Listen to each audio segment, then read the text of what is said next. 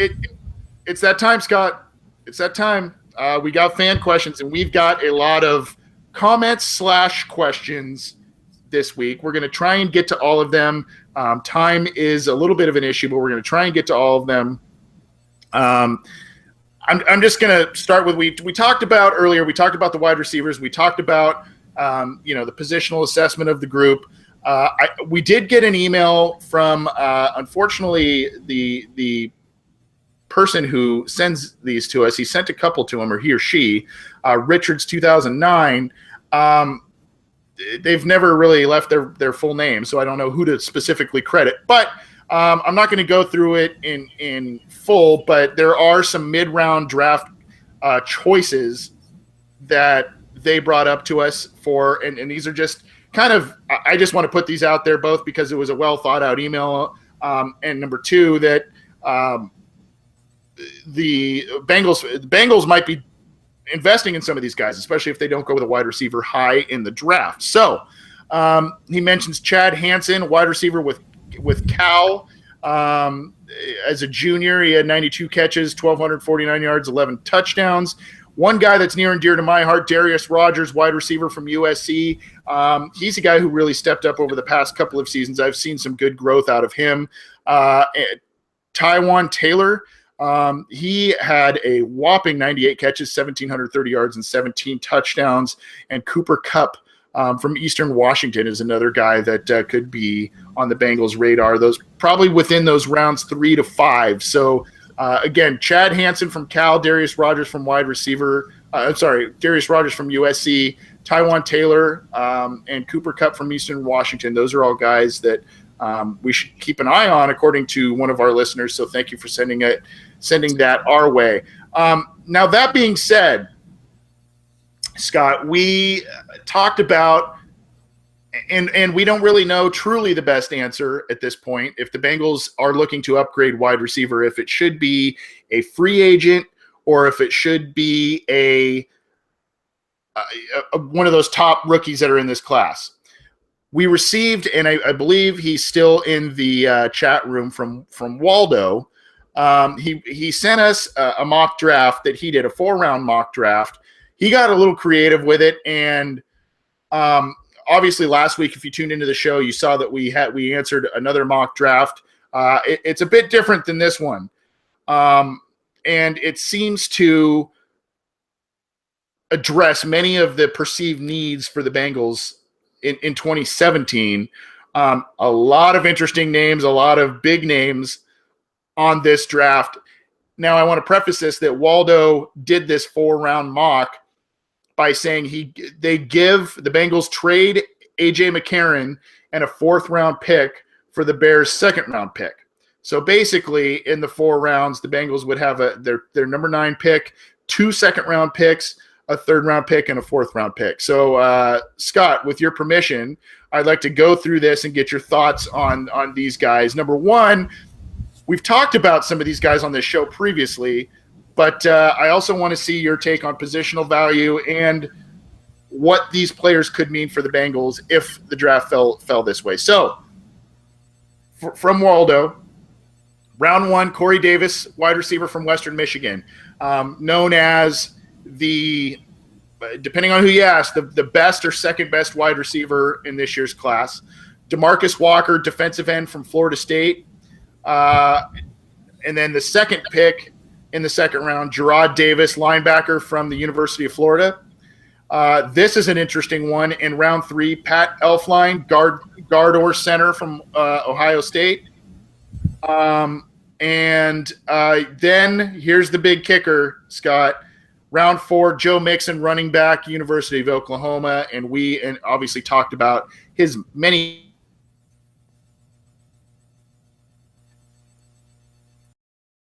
issues on a pro draft. It's contingent upon a trade of A.J. McCarron. The Bears are definitely in need of a quarterback. So, that could make sense for them. A lot of ifs, ands, or buts with that draft, but very interesting, I thought. What do you think about each one of those guys? On the surface, I'd say I like it. I think I went on the record last week of saying how much I liked Joe Mixon as a prospect on the field. Obviously, he does have that one incident off the field. that has to be looked at. But if we came away from the draft with him as as a mid-late round pick, I would say that's awesome. Another awesome thing, Pat Elflein, just because Zeit was a free agent. The word on the street that a lot of the speculation is he's gone. So you really don't know what they're going to do at right tackle. There's a chance that eternal practice squad player Trey Hopkins might be over there. Christian Westerman might be moving over there. You don't really know what they're going to do on that side. Bodine has obviously struggled at center. Elflein would give you an upgrade over T.J. Johnson. He would also give you an upgrade possibly over Bodine. You would assume you couldn't do worse. And then the big one, obviously, is the first-round pick, the wide receiver, Corey Davis. Everything I've read on him has just been sparkling. Unfortunately, I think I've been watching the wrong game film.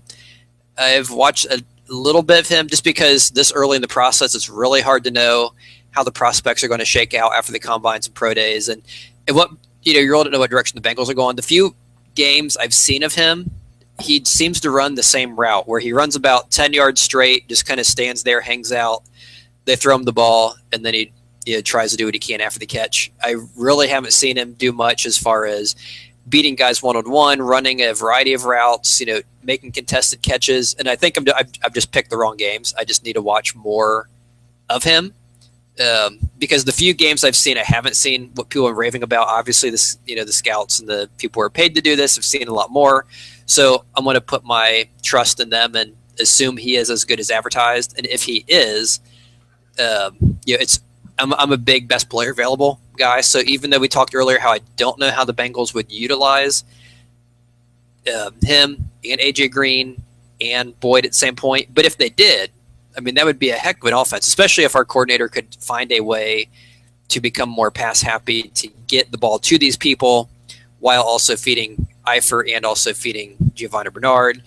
And I don't know if that would maybe mean that they might be moving on from Eifert and not signing him after next year because you just have too many guys to get the ball to and your line's struggling to get block long enough. Long story short, I'd say, yeah, if we ended up with that draft, I really wouldn't have any complaints. It's interesting what you said about Corey Davis. And granted, I haven't watched a ton of tape on him. Obviously immensely talented, but I agree with you that the route tree he ran at a small school is very limited compared to that of a Mike Williams. And that's a little concerning. And obviously he put up huge numbers, but he put them up against lesser competition as well. And that's where you go, okay, Mike Williams with the neck injury and, some other things going on, or Corey Davis with the incredible upside, small school, poorer competition. What's your flavor? I agree with it. I saw limited routes run. I did see him kind of do the, hey, go deep, let's toss you up one. and it worked well. So, I mean, I think you could do a couple of different things. It's more of the complexities of an NFL offense that worries me a little bit. And I think, granted, I don't have inside knowledge of this, but I think that's where Mike Williams would probably have a bit of an upper hand just because he probably ran closer to a pro type of system or pro type of route tree more so than Corey Davis did. And personally speaking, if the Bengals are going to take a wide receiver at number 9 and both are available, I would probably prefer Williams over Davis, probably just slightly. But I even though I know you build in the trenches and you build a championship team in the trenches, I part of me likes the idea of a receiver in round 1 or 2, just to really make this a high-powered offense. We've seen Andy Dalton play his best when he has an immense amount of weapons on offense. That was no more evident than 2015 when all the gang was healthy and he had guys back, and obviously that's a thing to it. The Joe Mixon thing, I just keep wavering on. Obviously, he's an immensely talented guy. I don't see how you can keep Adam Jones, a guy who did punch a woman a couple of years back at a bar, and a guy who supposedly spit on a female jail nurse this offseason, as well as another guy who was on camera hitting a woman. I don't know how you can have both of those guys on a roster. Just from a PR perspective, obviously, Jones has sort of kept his nose clean since being with the Bengals, but there have been issues, and this offseason is probably the biggest and the most confusing if you've read the saga behind it. But Mixon's thing, I don't know, and it's obviously NFL insiders are going to have an idea as to, hey, this guy will either he's going to go 3rd round, 4th round, or he's going to be available in the 6th round, 7th round, just because teams will take him off his board. It's yet to be seen. The talent there and the versatility as a return man, a receiver, and a running back just can't be denied, though. That's where you just you struggle. But I would have a problem with that pick if the Bengals ended up hanging on to Adam Jones this year. I do like the defensive end was addressed early, as was linebacker in that 2nd round. Again, that is contingent upon the Bengals making a trade with A.J. McCarron to get those players. I like the Elflein pick. The problem is we know the Bengals are stubborn with some of their players, some of their project players. We have yet to know if Bodine is their guy. He appears to be. I mean, he's now started for them, I believe, 3 years in a row, and last year was his best year as a pro. That's not really saying all that much, unfortunately. But I think obviously, whether it's Bodine, whether it's Zeitler who leaves, whatever the case is, having another interior lineman could definitely help, and Elflein's one of the better ones. So pretty good draft by Waldo, I think. We had another good one last week, so a very interesting one. One more draft question that we just received, Scott, a little bit ago from Sean Slaughter in our YouTube chat. Let's see, talking about the draft. On the Sports Illustrated website, they had the Bengals taking Leonard Fournette, Carl Lawson, and Anthony Walker. Any thoughts on that, especially the Fournette pick, which would definitely seem interesting? And obviously, if they did go Fournette, Joe Mixon would not be in the mix for the team later in the draft if that took place. Did you have the post this week about the 1st-round pick, either Foster or Fournette? I did not, but okay. there was some. Yeah, I remember seeing that on there. And I thought that was an interesting one because obviously Foster is a name that a lot of people are mocking. But then again, a lot of people also really are enamored with Fournette, although he doesn't seem to fit because we do have Hill and we just signed Giovanni Bernard. That being said, I tend to be one of these old school guys who tends to take the approach that your running backs at the NFL level are only as good as your offensive line. Unless you have Barry Sanders back there, there's not too many running backs that can do much if they are getting hit as soon as they get the ball. And unfortunately, last year, and looking at the guys we currently have signed for this year, outside of Whitworth, the offensive line, if it kind of hit on last week, isn't exactly, the 1988 team. You don't exactly have Montoya, Munoz, those kind of guys there. So because of that, we tend to be doing as good of a job making holes for defensive linemen to get through as we are for the running backs to get through. That being said, I just don't think the Fournette pick would make a lot of sense just because I don't see an offensive line that is going to be giving him, the room he would need to work. And I think they just have to address the offensive line before they would look at something like a running back. It's kind of like saying, I have this, 20-year-old Honda Accord and I'm putting brand new tires on it. At that point, it's nice. It looks nice, or fancy rims or something. Yeah, it's great. But, if that thing has 300,000 miles on it, you might need to replace the engine before you worry about, things like spinning rims or something like that. So that's kind of how I view running backs in the NFL. They generally tend to do as good as the line. You look at, there obviously are exceptions, but most teams, if you have a good line, most running backs will tend to do well. You have a bad offensive line, regardless who you put in, they tend to do poorly for the most part. Obviously, Fournette obviously could be an exception, but that being said, he would have to be really, really, really special to buck that trend. And I just think you have to get the line fixed before you worry about who's going to be running through that line. Right. There are very few players in NFL history, really, that prove to be transcendent running backs that it didn't really matter who was blocking for him. Adrian Peterson was one. Walter Payton was another. I mean, there's a couple of others that you can think of. Now, if you view Leonard Fournette in that class, then obviously that's a franchise-changing pick. If he ends up being a guy like a Walter Payton and Adrian Peterson, some of these just ridiculous backs, then go for it. If you feel that, especially if you feel you can make do with what you have, and/or if you can re-sign Zeitler and/or Whitworth, go for it. But I do think there are other pressing needs with that, and I just hesitate a bit taking a running back that high in today's NFL. I mean, you saw Ezekiel Elliott.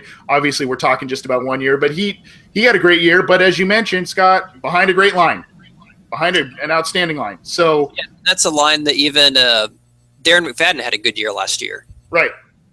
So, it just kind of depends. As for the other two picks that Sean mentioned, Carl Lawson is an interesting guy. He's more of a tweener outside linebacker, probably more of a 3-4 fit. I've been saying for a long time, I think the Bengals need a pass rusher like that, a guy that can rotate in and is more of a speed guy to complement the big guys of Dunlap and Johnson up front. I just don't think with the scheme they run, Lawson is a guy that they will take. They will probably take a more traditional 4-man front type of defensive end. But I do like the thought there. Anthony Walker, linebacker,